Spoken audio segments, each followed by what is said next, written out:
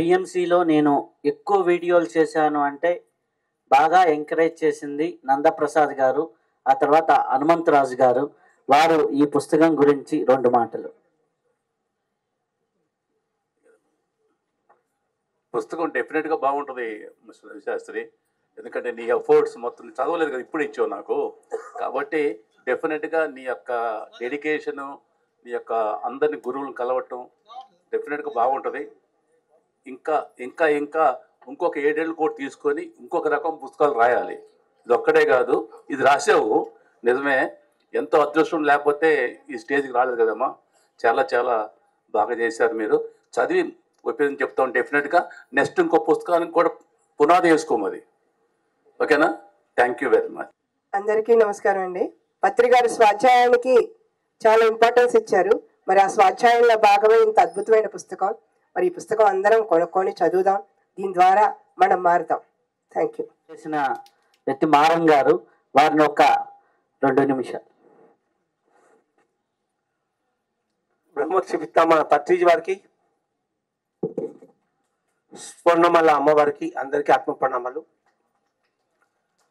బ్రహ్మర్షి పత్రిజీ వారి యొక్క స్మృతి స్మరణోత్సవం సందర్భంగా ఈ శ్వాస ది సోర్స్ ఆఫ్ లైఫ్ అనేటువంటి పరమాద్భుతమైన పుస్తకాన్ని రవిశాస్త్రి గారు చదవమని ఇచ్చినప్పుడు, అందులో స్పెల్ చెక్ చూడమని అడిగినప్పుడు నేను ఈ పుస్తకాన్ని క్షుణ్ణంగా చదవడం జరిగింది.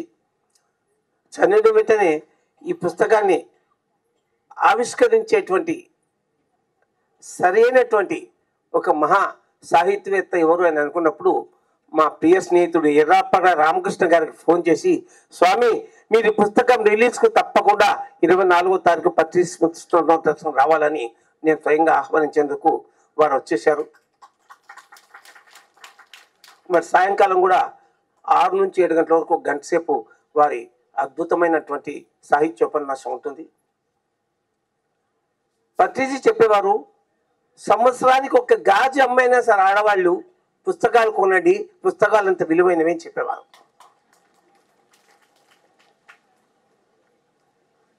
నేను తమాషా చెప్పడం లేదు, పత్రిజీ చెప్పిన వాటిని నేను మాట్లాడుతున్నాను. స్వాధ్యాయం యొక్క విలువ ఎవరు దాన్ని కట్టలేరు.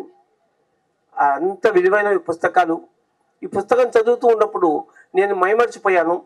ఈ పుస్తకం ప్రతి ఇంట్లో ఉండవలసిన పుస్తకం, ఇంటికి వచ్చిన ప్రతి వాళ్ళు చదవాల్సిన పుస్తకం, ధ్యానం చేసిన వాళ్ళు, ధ్యానం చేయాలనుకున్న ప్రతి ఒక్కరికి ఈ పుస్తకం ఒక నిఘంటువు, ఒక ఎన్సైక్లోపీడియా, శ్వాసకి సంబంధించిన ఎన్సైక్లోపీడియా ఈ పుస్తకం. అంత అద్భుతమైన పుస్తకం ఇది. నా అభిప్రాయం కూడా 2 పేజీలు నేను రాసిన పుస్తకంలో. ఈ పుస్తకాన్ని ఒక 1000 కాపీలు ప్రింట్ చేయించి మరి పంచాలి అని నా ఉద్దేశం. 1,00,000 పుస్తకాలు ప్రింట్ చేయాల్సిన పుస్తకం ఇది. అంత గొప్ప పుస్తకం కనుక ఈ పుస్తకం నిజంగా 1,00,000 పుస్తకాలు ప్రింట్ అవ్వాలి. ఇది నా యొక్క అభిభాషణ. ఆ పుస్తకం గురించి చెప్పడానికే 1 రోజు చాలదు. 11 రోజులు వర్క్షాప్ అని సంవత్సరం అవ్వడం చాలా బాగుంది. నేను కూడా వర్క్షాప్కు హాజరు కావాలి అనుకుంటున్నాను. కనుక మనం ఈ మహానుభావుడు దాదాపు 600 మంది యోగీశ్వర్లను, ఇలాంటి సుమిత్ర మాత లాంటి వారి యోగేశ్వరులను ఇంటర్వ్యూ చేసినటువంటి ఘనత వీరికి దక్కింది.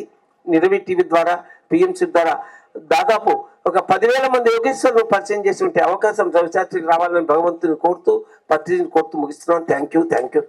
అతిథులు, ఆత్మీయులైనటువంటి గురువులని సన్మానించుకుందాం. మ్యూజిక్